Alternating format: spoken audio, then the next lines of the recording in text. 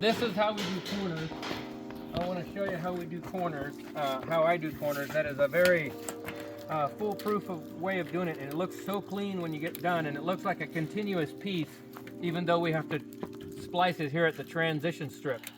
So we go about a 1/2 inch, 3/4 inch. I make it on the inch, 49 inches, because my wainscot is 48 inches. Then we set this on here as square as we can.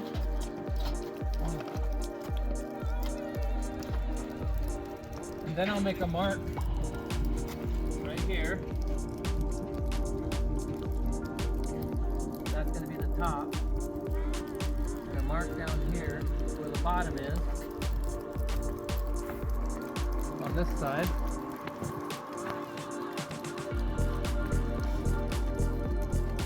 Then what we do is we're going to cut a slit down to here with the red shears on the top part. We'll stop right there, and we'll take the green shears and we're going to cut from this side, because you want both of those, because you want this thing to slide underneath or push down underneath, so you're pushing everything down.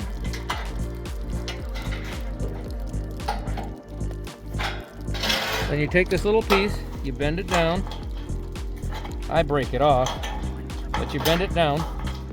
And then the reason for making this mark up here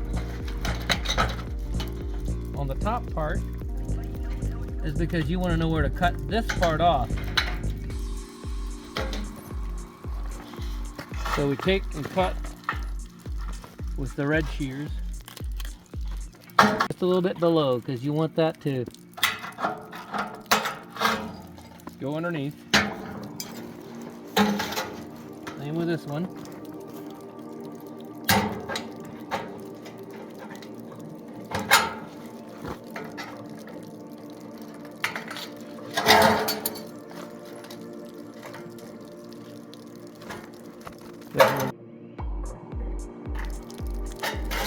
And we're pushing that down underneath. Now we slide this part underneath and this side underneath, and it should go right up and fit right in there. See how that fits? He's marked that out, but I'm going to go ahead and go right here, and I'm going to do a 4/12 pitch, because this is the way we're going to do this one. We immediately want to cut one at a 4/12. So, and those of you who don't know what a 4/12 is, if you're looking for a 4/12 pitch, you go to the common on your little tri-square and you put it right on the 4, and that's going to give you a perfect 4/12 pitch. All that a 4/12 means is that it moves up the roof a foot and 4 inches up. That's a 4/12 pitch. Every foot is 4 inches more, is taller, 4 inches taller. 5/12 is the same way. 6/12, 12/12 is easy because it's 12 inches over and 12 inches up.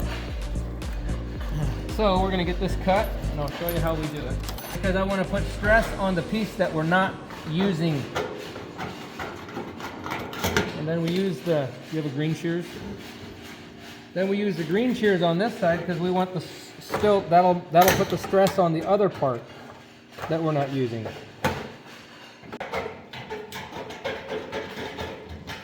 So we got the 4/12 on this.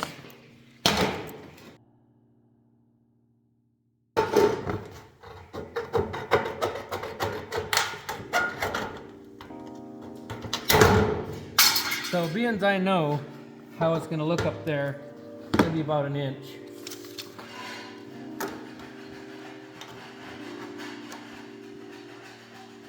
That J channel is about an inch.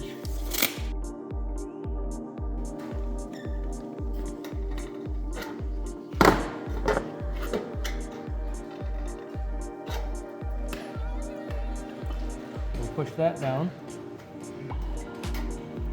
I'm going to take a sliver off of this.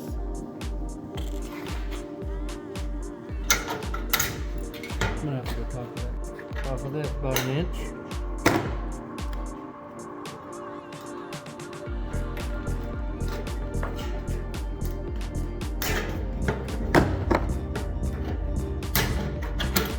Yeah. I got my 4/12 pitch. on the side I'm supposed to have it, and then the square cut on the other side, and we'll see how it fits. So, slide that in there. Now, some people like to do this off of a lift, and I have a lift, but how does that look? Man, that looks beautiful, doesn't it? Man, that looks nice. Gorgeous. Then I take and cut, make my marks here again. Down. So then we cut it all square.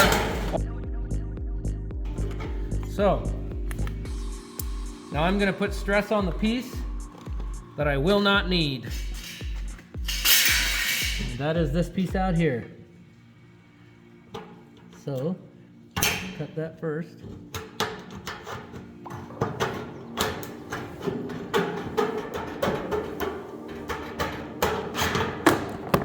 Use my other shears, my green one. Green ones are considered left-handed, or a cut that's left-handed. So I literally got to cut with my left hand, I guess. Because now I'm putting stress on the piece that I'm not going to need. As you can see, I'm a bit slower on my left. There it is. There.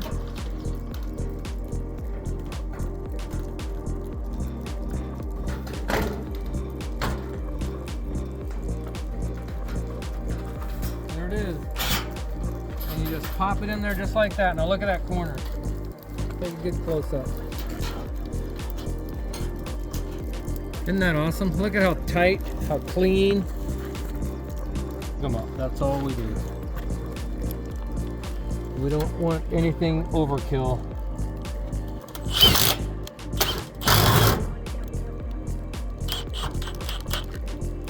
Wow, that's beautiful. Come over here and line it up with that.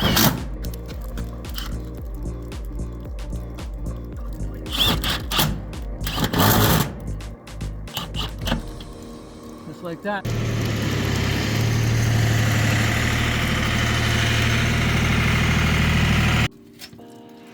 So you just go right down the side, screw it all on.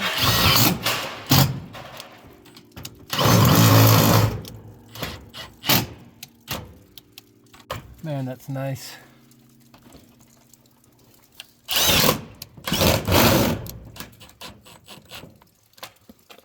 You don't want it too tight, otherwise that rubber won't even seal. Of course, you're way underneath the roof there, it won't matter. But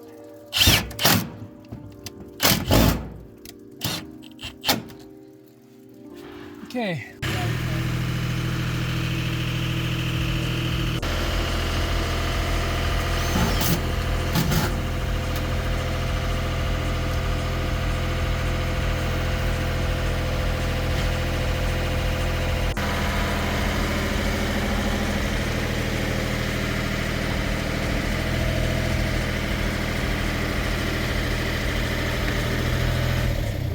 And there's your corner. Look how pretty that looks. Looks like a professional did it.